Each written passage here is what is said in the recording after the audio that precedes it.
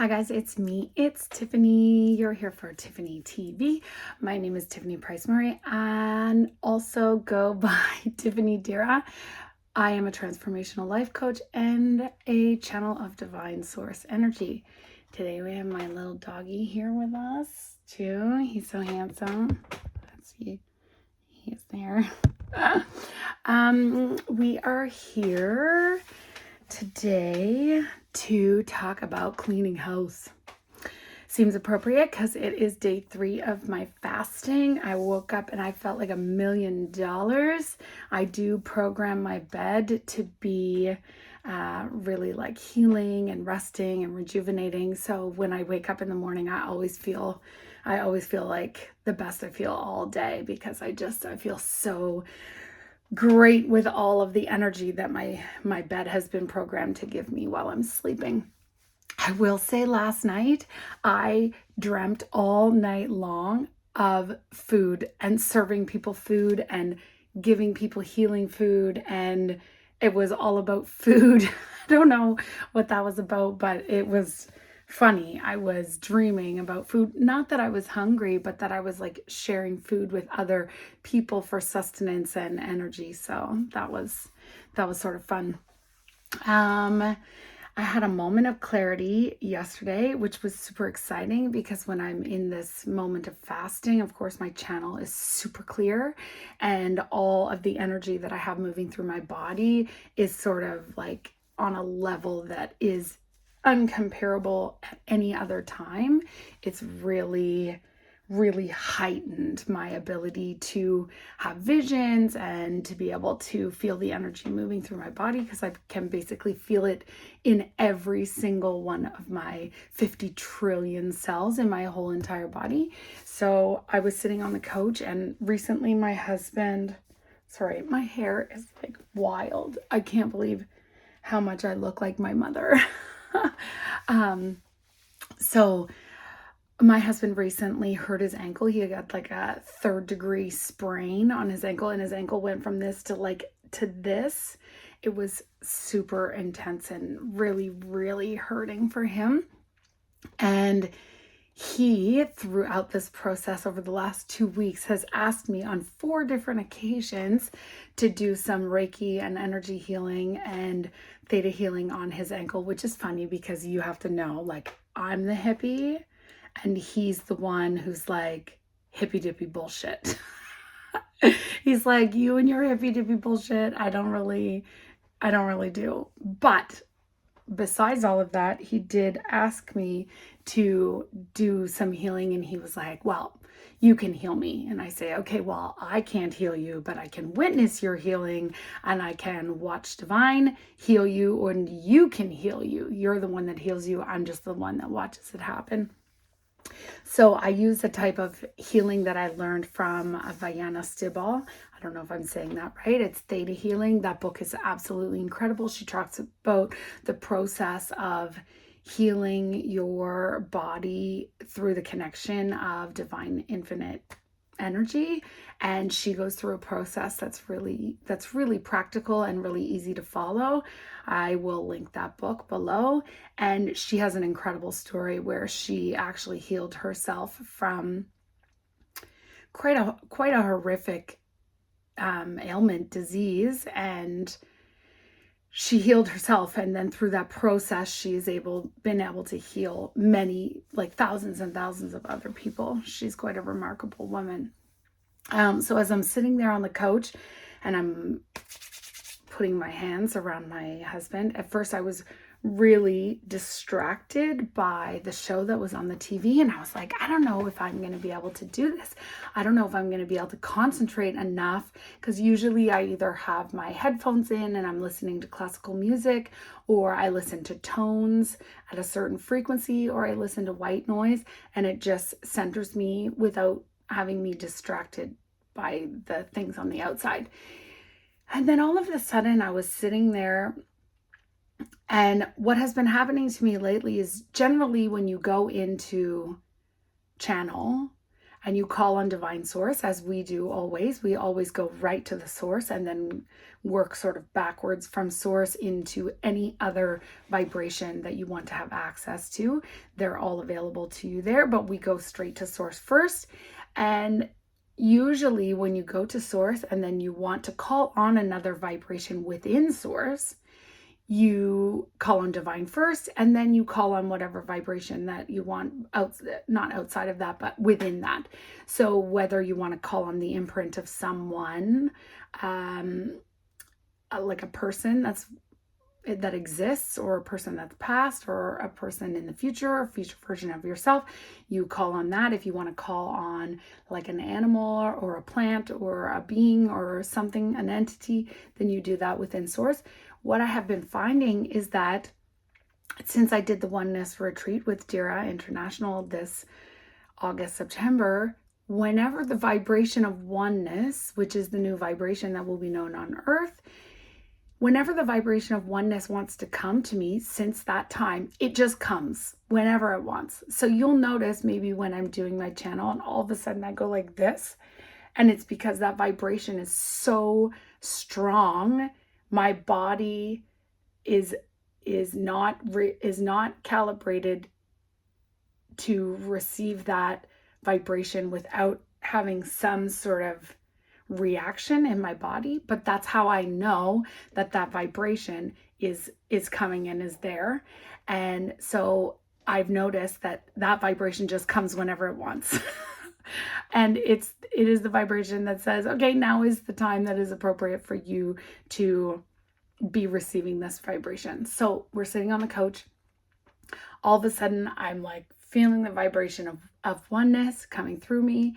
And I'm very aware that maybe my husband, who I don't really channel in front of very often, is looking at me and going, what is going on with her face? and then I am seeing a vision that I don't often see, that I've actually only ever seen one time before, when I had the single most profound experience in channel that I've ever had during the retreat. And I felt the vibration of oneness so strongly. All I could do was weep and weep and weep because it was so beautiful. I completely understood how it is going to change the world, how it is going to be the thing that when we experience that vibration in its fullest capacity, it's impossible for us not to change. So I see this bright light within the void, because the oneness vibration is always the void for me. It is always the place where there is nothing else. There is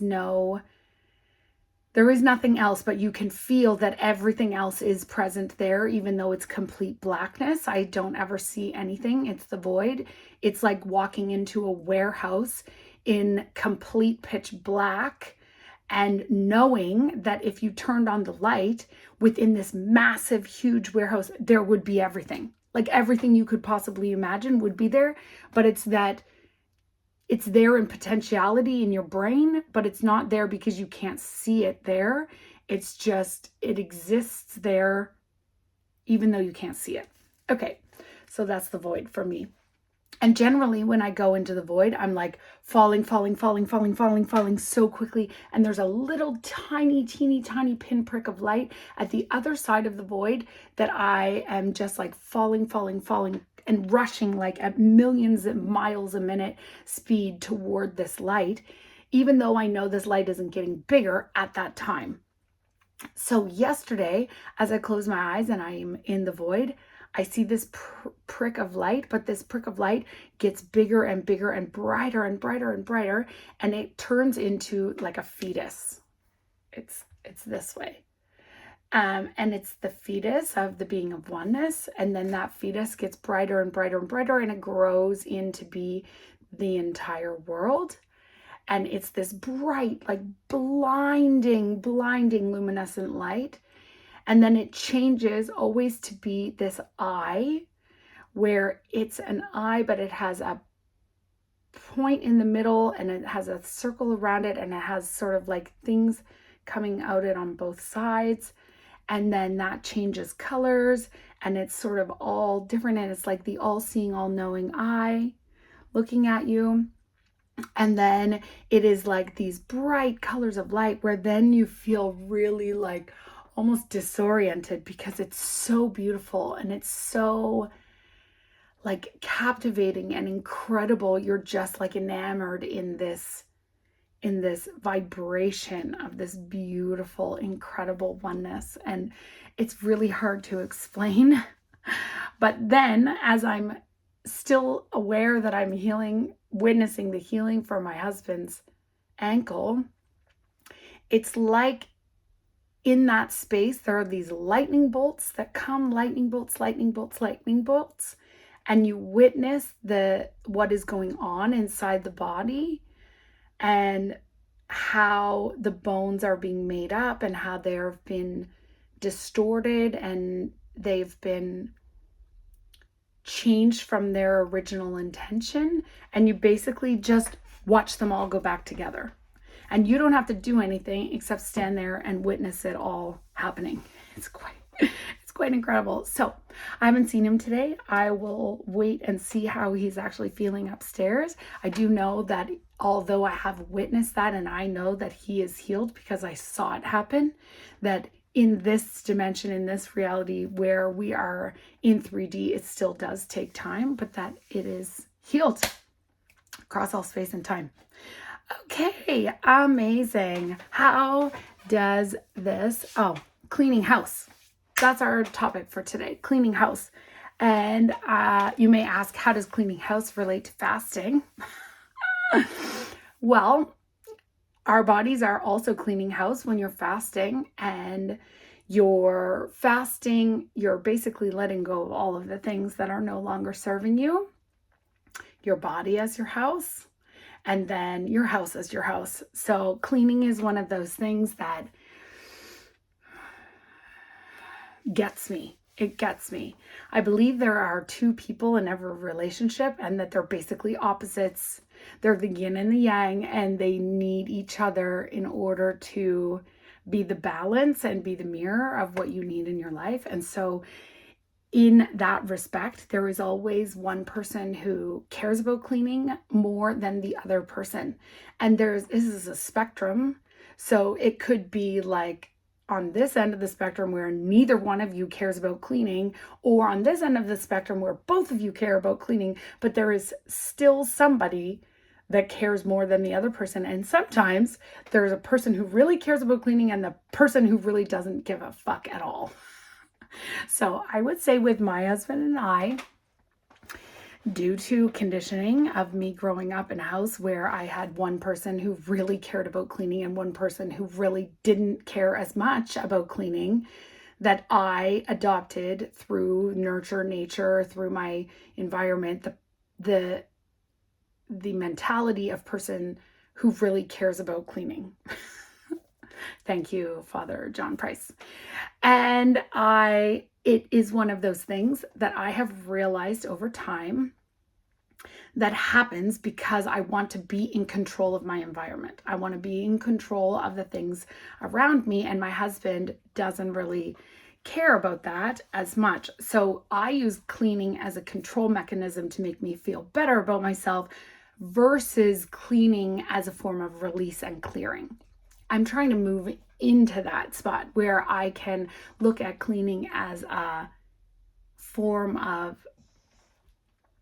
honoring the energy that wants to move through a free space and letting go of things that no longer serve me, and being in a place where I can trust that everything that I need will be provided. I can let it go, and then if I need it, it will come back to me, and really just trying to shift my paradigm and understanding of cleaning from control to clearing. Okay, because in the end, does anyone, if we didn't have all of that debris and all of those triggers and all of those things of what we've been told about cleaning, about what we've witnessed our parents about cleaning, or like any type of conditions that we have around cleaning, would we really care about cleaning at all anyway? I can understand we're in a generation where we keep getting more and more and more and more things. So our houses are like being filled and filled and filled and filled. This is also a trauma response of not letting things go, that we just keep putting things on top of things, on top of things, on top of things. But, or is it that people just care about what other people think about how clean their shit is? So like, is it actually you that cares about cleaning, or is it that you care about what other people think about how clean your house is? I would say that I am a little bit of both. I do feel like it's so good to have systems in order and know where things are and not spend time looking, like putting things back exactly where they belong. Like, why, if you have the keys in your pocket when you walk in the front door, don't you just stop and take the keys out of your pocket and put them at the front door where somebody else might be able to find them, always right there in that one little space, rather than taking them inside, unloading and putting them in a million different places that they could be, so that the next person that needs to use them is looking all over the place instead of in the one place where they live. That, you know what? It's hard living with other people. And I think that if you lived by yourself, it would just be so easy, because you would only have to worry and manage your own self and your own patterns and your own idiosyncrasies and your own stuff. But I don't know if that's the way we were meant to be. I think that we were meant to be in community and to manage other people's patterns and learn how to tolerate and accept them for exactly who they are. So cleaning is a little bit of a touchy subject for me, because I'm a bit neurotic and I am particular about how I want my things. But that doesn't mean that just because I care about those things that anyone else around me cares about those same things. So that's the whole thing, where life is a balance, where you have to be able to let go of things that really bother you, because you ask yourself, how long do you want to just be upset about the fact that other people don't care as much as you do about the things that you care a lot about? So the question is, how long do you want to fight with people around you to make them be something that they are not, before you choose to just let go and give in and just accept them for exactly who they are? Right? So in my house, there was a point in time where it was a constant battle in the cleaning game of me really caring and getting really, really upset, and then me just in exasperation giving up and just not caring at all. I had this thing where I thought I had to be the perfect housewife, and I had to have things in order, and I had to be a certain way in order to project an air of perfection, and that it needed to be a certain way in order for me to be okay with how and who I was. And I was using an outside perspective to determine who I was on the inside, which is not true. I can be amazing no matter how fucking clean or dirty my house is. So I have come so far in that respect. I have really let so much of that go. And I have accepted that my husband and I just have different ideas about what clean actually is. And so that's fine. I did go through periods of time where I never let my kids touch the floor, because I was like, the floor is always so dirty and I just don't want I carried both of my kids until they were 2 years old, both of them. And I just set them on the counter and they would look at me and we would be like eye to eye instead of putting them on the floor. Both of them walked really early, like before, almost between 10 and 11 months, both of them. And so they weren't sitting on the floor, then they were walking, and then they always had shoes on. I'm like really weird about floors. I don't know. Anyway, so when I started at that point in my life realizing that I was using cleaning as a control mechanism, where I would get really, really angry and I would start hate cleaning, and I would feel completely out of control, and then I would use cleaning as a way that I could feel in control of myself, of my environment. This happened a lot while I was drinking, when I was making bad life choices. And then all of a sudden I was like, okay, well, if I feel out of control in this area of my life, then I can feel in control in this area of my life. And once I realized that, then when I had that compulsion, I would instead sit and say, okay, what is coming up in me right now? What are the feelings that I'm having that are causing this reaction in me that I feel like I need to control, or I'm like angry? And then I can just work through that and let those things go. Not that I didn't clean my house after, but that was like the trauma response, the reaction, that I was using that as a form of being in control in my life. Okay, so what do we want to talk about? I do have two. Oh yeah, I should get them. Excuse my...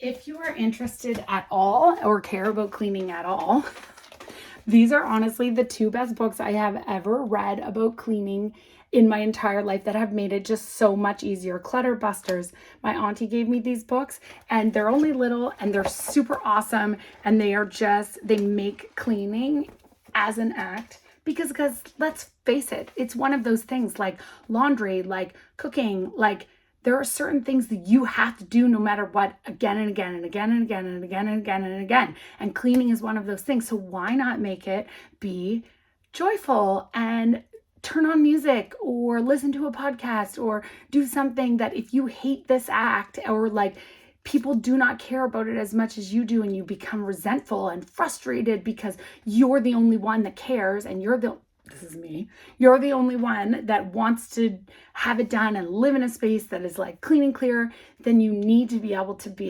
do that in a way that doesn't make you feel contracted, that actually makes you feel expansive. So now I turn on music and I do it in the sunshine, because I feel like when the sun is coming in and everything is clean and you have nice clean windows, that it makes such a big difference. And then don't expect other people to care about things that you care about. Yeah, expectations. They're a kicker. When you have expectations of other people, it's kind of hard. The other one is The Life-Changing Art of Tidying Up, which has been a sensation over the last couple of years and has definitely changed the minds of a lot of people about holding on to things. And I get stuck between a rock and a hard place with my things, because I'm always afraid that if I get rid of something, like the very, very next day, I'm going to need it. And then I'm going to be like, why did I get rid of that thing? It was too good to throw away. That's from my father. I guess that is a John Price thing. Okay, so I had two stories that came up in the last couple of days about this exact subject. And it's because I'm fasting, of course. And I just wanted to share them with you because they were both pretty eye-opening for me. First one. We've been renovating our kitchen for the last year. Okay, so it started a year ago, last September, and now we are finally at the final stage where my husband was doing the floors with my father, and we have the new floors, and it looks so incredible and it's so beautiful.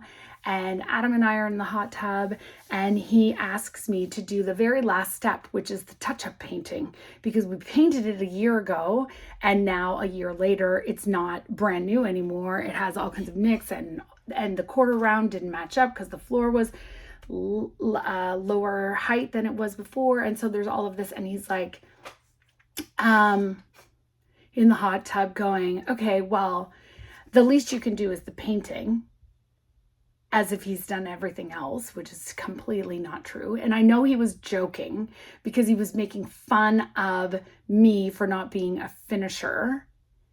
And he was like, the least you can do is finish it. And I was like, okay, first of all, this has taken a year to even get to this point. Who cares if it gets finished in one day while I'm fasting, because I don't want to paint tomorrow. I don't want to do that. And again, him telling me what to do. And I know he was joking. He was joking, but it was getting my trigger cat coming up going, how dare you tell me what to do? And like, who cares how much longer it's taken? It's taken you a whole year to get to this point. And then I said, oh, well, is the kitchen cleaned so that I could do it? And he's like, because I also don't go in the kitchen when I'm fasting. I just avoid that place because there's a lot of like smelly, delicious things and food and people in there that I just avoid being there so I don't get hangry. And I said, okay, is the kitchen clean? And he was like, yes. And he's like, yes, it's so clean. And then when I walked in the kitchen, I was like, this place is a freaking disaster. Like, clearly our versions of clean and what is a clean kitchen are not the same. So I had to laugh because, first of all, it's like triggering my finisher where he's making fun of me for not finishing things, and then triggering my cleaner where he is like saying, yeah, this is clean, sure, just go in and do that job. And it's like, there's no way. So I would have to like clean everything first in order for me to be able to do that job and finish, which I will do, just not while I'm fasting. And I will do it and it'll be fine because I'm super grateful for him and my dad putting the floor in. And I'm super grateful for us just having this beautiful project finished. Yes. Okay. Next one. I was actually standing in the kitchen and I was looking at the new floor and I was noticing how much lighter it is than our old floor and seeing all of the dirt on it already and all of the things on the floor and thinking about how nobody else is going to care about cleaning it except me. And then it's just one more thing that I'm going to have to be cleaning. So I'm buying a robot vacuum that has a mop on it and I can just go, boop, please go mop the kitchen so that I don't have to be angry at nobody else caring about cleaning the kitchen floor. And I looked at my daughter and I said, ugh, the floor is always going to be dirty. And she looked at me and she said, why does it matter? And I was like, whoa, you're right. Why does it matter? Why does it matter? And that was my perspective shift one from her, which was awesome. And then she looked at me, dun, dun, dun, dun. Then she looked at me and said, don't you have bigger problems? And I was like, okay, wow, you're right. You're right. On one hand, don't I have bigger problems of things like that matter more than cleaning the kitchen floor? And then the realization that no, I don't really have bigger problems. How fucking lucky am I? How grateful am I to have such a beautiful life where the biggest issue that I have in one day is how dirty my kitchen floor is. Like, that is a perspective shift. I am so grateful for the people in my life to really put things into perspective now, right now.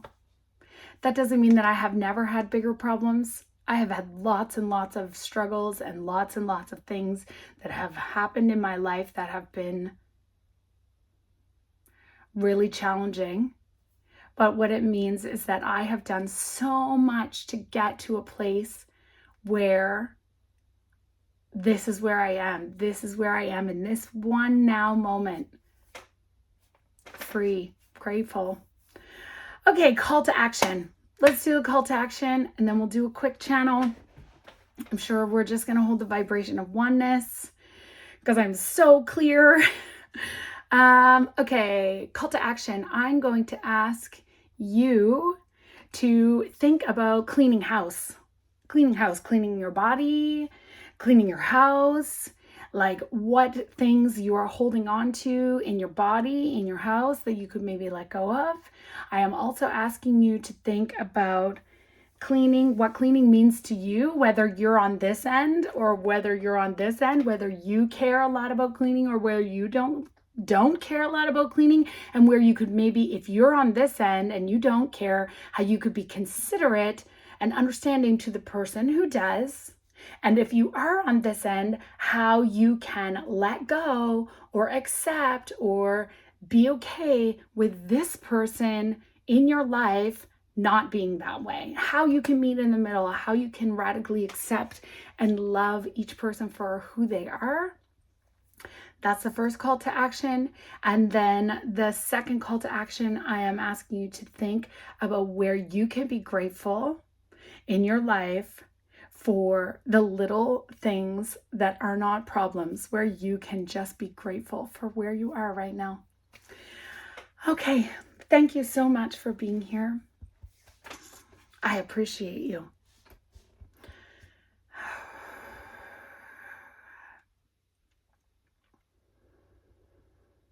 I call on divine to be known to me.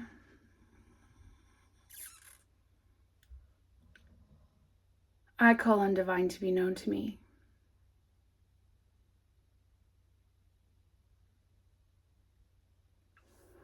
I am divine.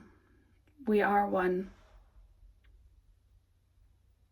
Trust it is so. And what we would say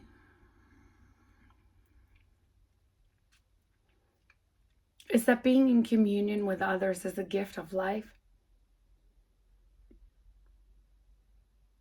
It enables the opportunity for you to see the reflection of yourself in others. It gives you a chance to see what you are still holding on to and a safe space in love to let go. What we would say is that those around you are the mirror. They are the reflection of you. They are you in another form. They are you in another capacity. They are an extension of you in oneness, for there is no separation. That you are in fact all one. You are in fact all another aspect of divine oneness that is the only thing that is in existence as all things together. That you are moving into a time where you will understand the illusion of separation to a higher degree, that you will understand the delusion that has come over you in believing and thinking that you are separate from one another. That this veil that has been covering your eyes will be lifted, and you will know each other as one in the same. That you will know each other as us, and you will know yourself in the divine light that you have been created.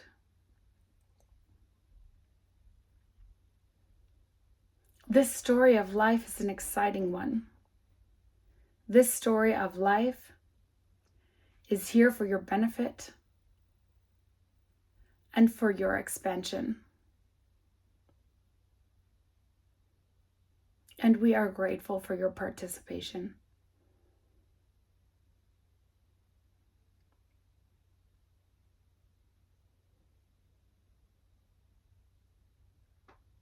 I call on the vibration of oneness. I call on the vibration of oneness to be known to me.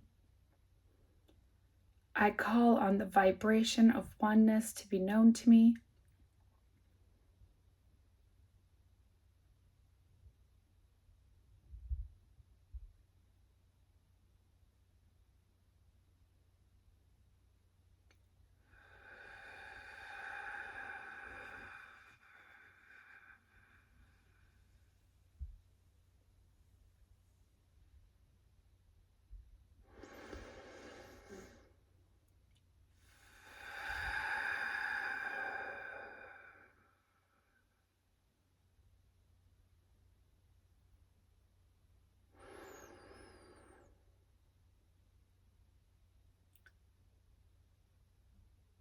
Merge in this physicality.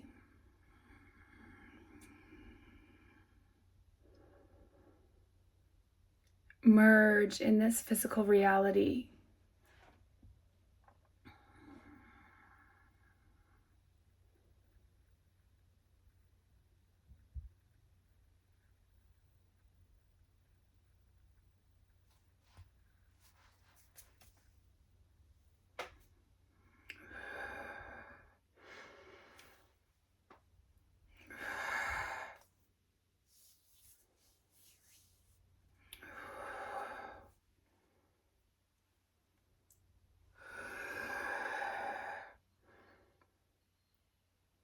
Let it be known that we are one.